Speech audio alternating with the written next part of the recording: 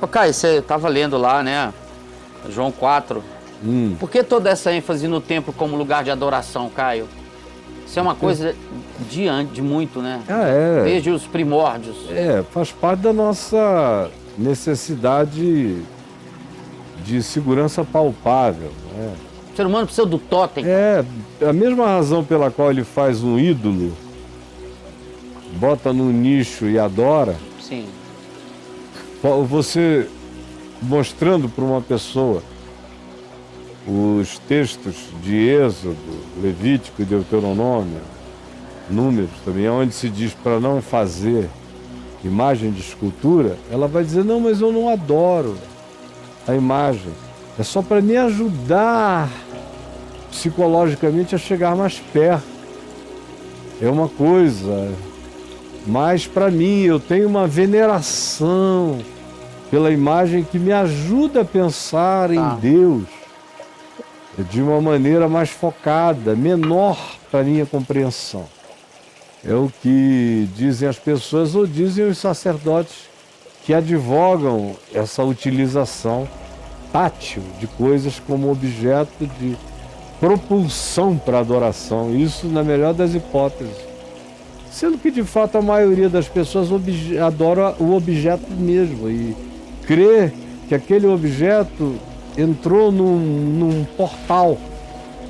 Ele carrega, ele foi imantado pelos poderes do sagrado. De modo que ele é o sagrado concentrado, ele é o luminoso concentrado. Isso é um objeto de adoração, ou de veneração, ou de ativamento da memória imediata para pensar em Deus, ou coisa assim. Mas isso é primitivo, é básico, isso é o que o primeiro instinto do abstrato produz no ser humano ainda muito básico na sua percepção. Ele infere que existe algo para além do imediato, a ser acessado. Ele não sabe como, e adorar o invisível é uma coisa contra-intuitiva. Dar atenção ao que você não pega é contra-intuitivo. Então, desde sempre, que os povos fizeram ou ídolos, ou postes ídolos, ou totens, ou elegeram astros, o sol, a lua, um conjunto de astros, as estrelas, como diz o Velho Testamento, para adorarem o exército dos céus. Ou atribuem às formatações astronômicas e astrofísicas, atribuem a elas poderes de natureza espiritual, de modo que, dependendo das conjunções de visibilidade astrofísica desses elementos nos céus, se faz uma leitura supostamente aplicada ao que o indivíduo será e ao que ele pode ser, ou até mesmo ao que ele pode conseguir em certos dias, ou o que ele não pode conseguir, ou qual é o melhor dia e melhor hora para ele tentar o que ele tem de mais interesse em realizar. Mas isso é primitivo, é uma coisa muito básica. É da total falta do conhecimento, é como dizer que a Terra é plana. Faz parte desse nível de idiotice, de ignorância absurda mesmo. O templo é a mesma coisa. Só que o templo tem a elegância de dizer que é uma coisa maior e que Deus habita ali por causa do que ali dentro se faz. Então o que é que se faz ali? Se fala o nome de Deus de dia e de noite, como nos santuários antigos da humanidade. Oferendas permanentes. Foi assim no Egito, foi assim na Grécia, foi assim entre os astecas, os maias, os incas, os nazca, sobre todos os povos, os chineses, os cultos ou são normalmente animais sendo sacrificados, ou então são orações ininterruptas, mantras contínuas. Ou quando os homens não podem estar ali para fazer as mantras, tem os círculos de oração movidos a vento, a qualquer outra coisa, mas tem que ter um movimento que anime o divino no ambiente chamado sagrado. E o templo faz parte disso. Então ali são feitas coisas que Deus gosta. São cantados os cânticos que Deus ouve. São oferecidos os sacrifícios que comovem Deus. Deus diz, olha como eles me amam, eles matam tantos animais para mim. Veja como eles me amam, eles cantam tanto o meu nome. Veja como eles me amam, eles têm tantos cultos e oferendas e sacrifícios que não cessam. Supostamente, Deus é esse ser mimoso, esse ser caprichoso, adulável e narcisista, o mais narcisista de todos os entes do universo. Mais que humano. Não, é uma coisa insuportável. Se Deus fosse o marido de alguma mulher, imagina, essa mulher ia ter que passar o dia dizendo assim, gostoso, quero te comer gostoso, delicioso. Tira essa calça, me mostra de novo. Você é o melhor. Você é o melhor. Ai, meu Deus. Você é ai, que Deus é grande. Deus e Deus ali, ai, Deus. Mais louvor, mais. É um Deus que... Benção a Deus. Deus vive do tesão humano por ele. É básico assim. Então o templo... Eu vou muito a templos por aí afora porque eu gosto das arquiteturas. O meu caminho natural na vida, atrás, lá, antigamente, quando eu estava nessa fase, seria ter sido arquiteto. Era o caminho natural. Então eu amo arquitetura. Onde eu vou, eu fico horas olhando as arquiteturas, como fizeram, como equilibraram, quais foram os elementos físicos do equilíbrio daquele domo, daquela estrutura, onde tudo está amarrado, como eles fizeram, adoro. E é bonito, né? Perceber isso tudo, ver a evolução daquela construção. Agora, a razão pela qual ela foi construída, no que tange a Deus, é uma idiotice total. Agora, aquela edificação como uma obra visitável, que demonstre a capacidade humana de fazer engenhos arquitetônicos, me admira, desde a antiguidade. Agora, a finalidade é que é totalmente idiota. Se for para adorar a Deus, não! Entra no teu quarto ou olha para o teu coração, porque nenhum lugar da terra é a casa de Deus. Nenhum lugar da terra, os céus do céu não podem contê-lo. Imagina uma casinha que eu faço, digo que Deus mora lá, ou ainda que seja o Templo de Salomão, é uma coisa idiótica.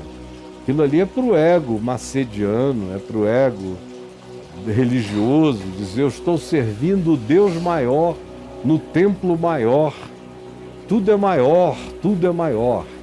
Então tem a ver com mensurabilidades, palpabilidades, tatibilidades, visualidade, indicação, é tudo ligado a poder, a demonstração de poder do sagrado que é meu. Da minha vara é mais poderosa do que a tua vara. É maior do que a tua, tem mais coisas preciosas na minha do que na tua. Logo, se isso aqui é consagrado a Deus, Deus vai ouvir mais aquele que agarrar-se a esta vara. É tão patético quanto isso. Mas o povo acostuma, né? Os crentes também acostumam. Você vê as perguntas que me fazem toda hora aqui é essa. Caio, eu não estou indo a um lugar. Eu preciso ir. Deus vai me abandonar?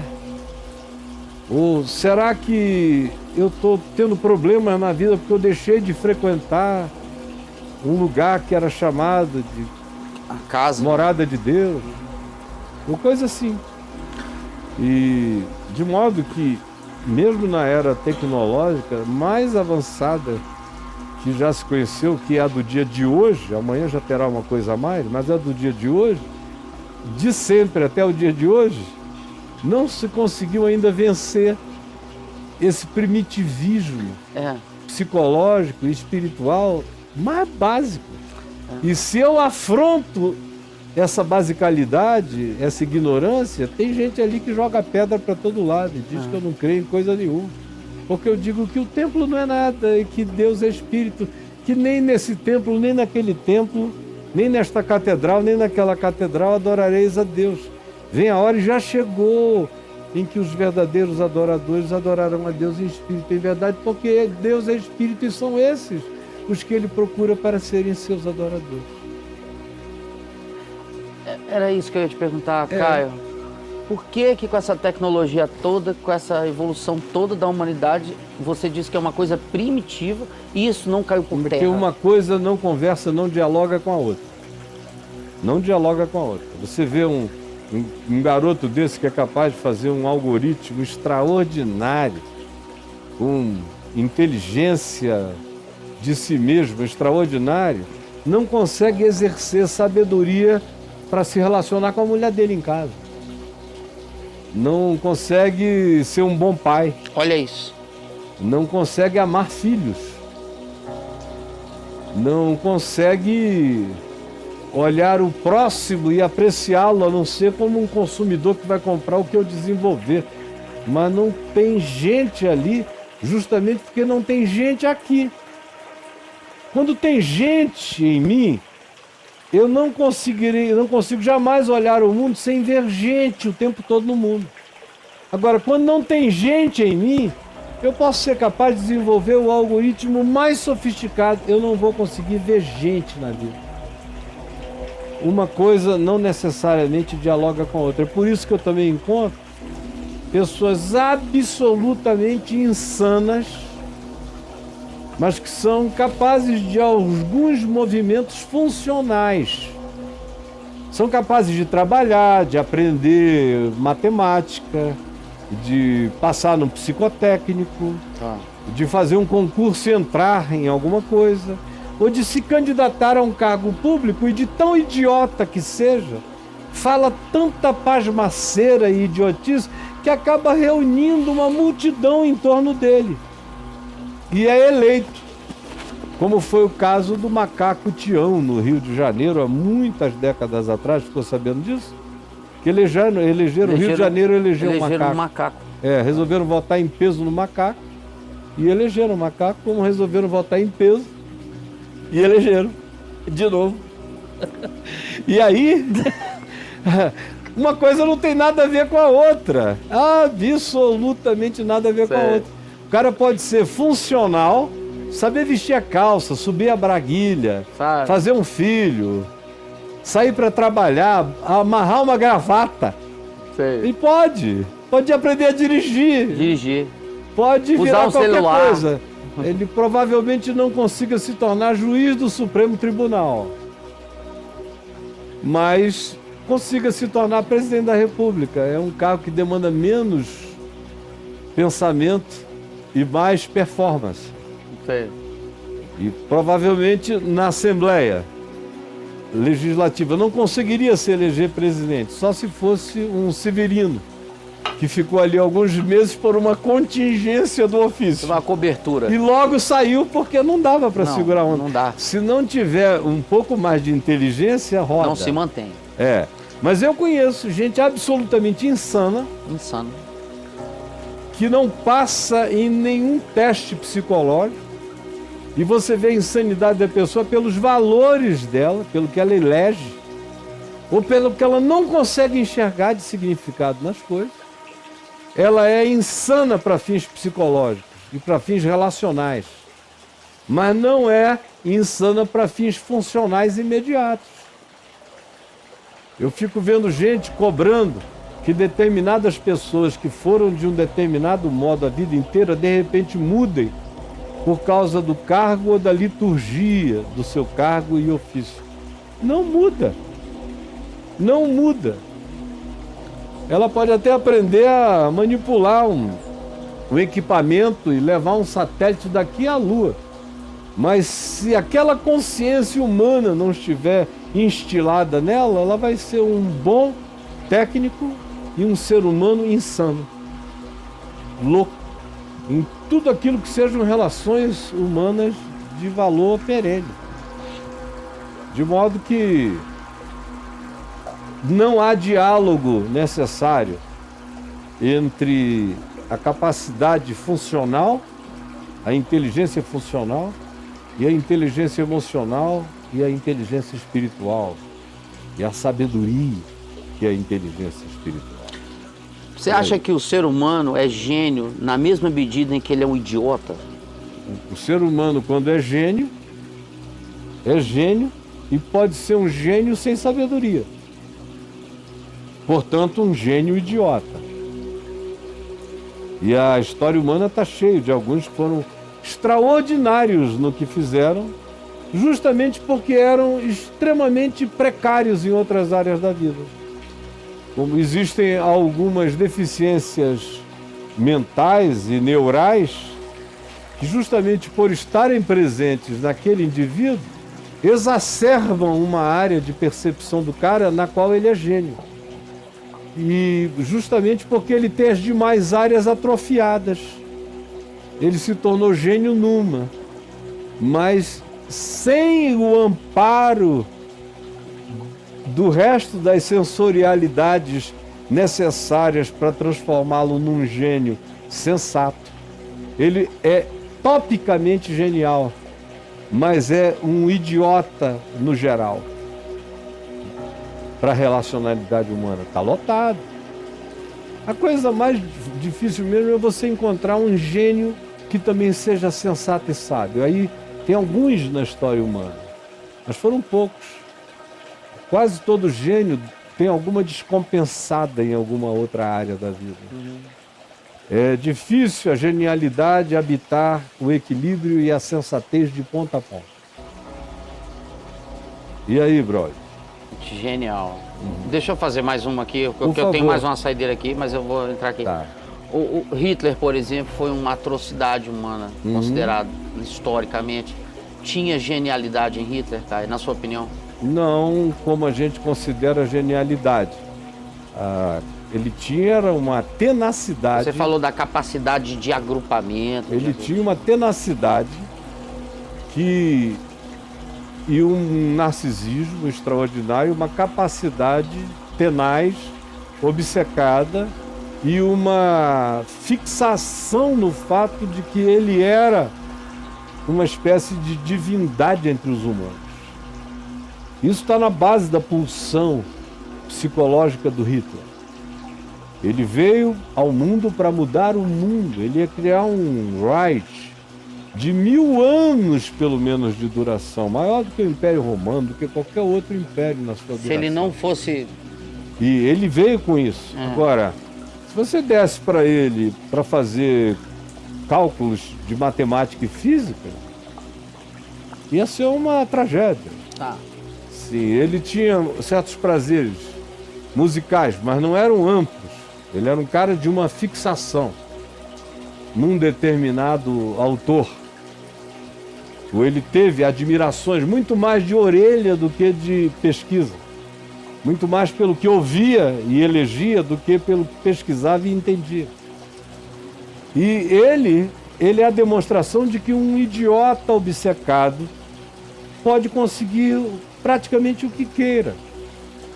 Aí, nesse caso, não é preciso ir muito longe para ver que idiotas obcecados tendem a reunir outros idiotas precisando de uma obsessão semelhante para atribuírem significado às suas existências mediocrizadas.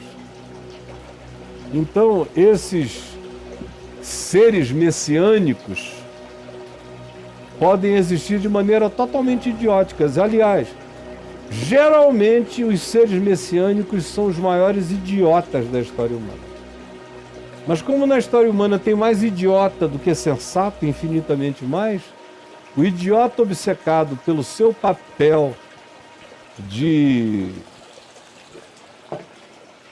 poder histórico atrai uma quantidade enorme de pessoas que carregam a mesma mediocridade, a mesma pequenez de mente, e justamente por isso se sentem representadas por aquele indivíduo. Certas pessoas eleitas mostram, não na totalidade, mas na democracia, não na totalidade, mas demonstram o que boa parte da população que o elegeu é. O perfil está lá, né? O perfil está lá.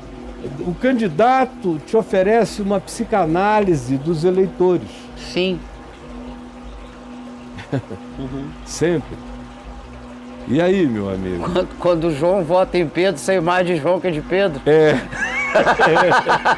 Não, quando o João vota em Pedro, é porque João e Pedro são a mesma coisa. São a mesma coisa. O João está se mostrando que é bem Pedro.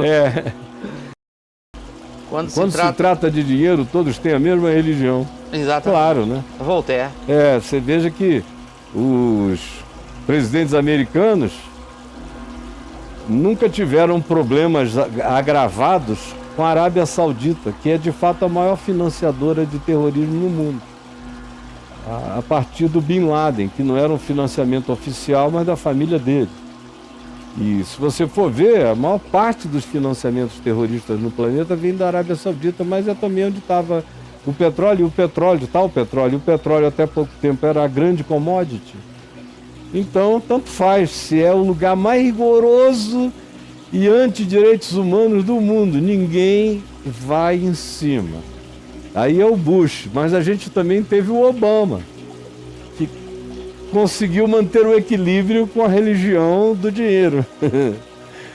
E o Bush, que é apoiado pelos crentes mais radicais, mas aonde tem dinheiro envolvido, a paz está feita. A religião é a mesma. A grana acima de tudo. Como é que era o ditado aqui da presidência, da campanha? Deus, Brasil acima de tudo, Deus acima de todos. Isso aí nem tanto assim. A nossa ideologia acima de tudo e grana acima de todos. É a confissão de fé. Ô Caio, uma curiosidade acerca desse post aí. Você acha que com essa meio, vamos supor, entre aspas, queda do petróleo com as energias renováveis e tal, essa relação vai dar um pau? Vai dar uma mudada radical. Para onde você acha que vai? Porque não sei para onde eles irão, mas pode cortar aqui para nós, está muito tempo parado lá. Não sei para onde eles irão, mas eu só sei o seguinte, eles irão para onde o dinheiro for. Siga o dinheiro. Siga o dinheiro. Eles vão adorar aonde o dinheiro se estabelecer. É o lugar onde eles devem adorar. O dinheiro vai para as placas solares. Aí vai. Eles vão. Você veja, hoje em dia a grande commodity é a informação. As maiores empresas do mundo são empresas de informação. Então são dados. A grana migrou para a informação, porque é lá que está o dinheiro. Então o petróleo já vem atrás. E assim as coisas vão mudando. Perdendo força. Uma commodity que nunca perde a importância é Deus, que é a mais barata para explorar. Sim. Quem me disse isso foi o doutor Roberto Marinho, em 1990. Ele falou isso? Ele me chamou para uma conversa commodity na sala dele, ele me disse, olha, não dá para competir com essa commodity. Porque, olha só, eu botei 2 bilhões e 400 milhões na TV Globo para faturar, para ter um lucro de 400 milhões no fim do ano. Tá. Agora, a Igreja Universal não precisou botar 2 bilhões e 400 milhões para ter um lucro de 1,5 bilhão, por exemplo.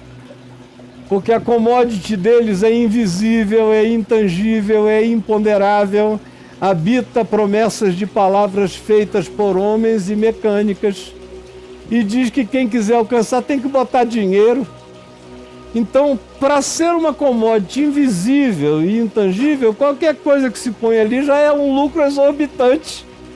Então imagina, além do que tem gente que, em nome dessa commodity, bota milhares de reais por ano lá, para receber milhões, supostamente, de um Deus commodity. Então como é que eu vou competir com uma commodity dessa? Não dá. Essa commodity, digo eu, ela vai durar para sempre. Ela já está aí desde o início da fundação do mundo. Ela está com 2000 anos. Vai de continuar. Empresa em empresa ela vai mudando de dono. Deus vai ser, na média, a grande commodity da civilização humana é Deus. Ninguém faturou mais do que Deus como commodity. Nem ouro, nem prata, Nada. nem pedras preciosas, nem coisa alguma. Deus acima de tudo e grana acima de todos.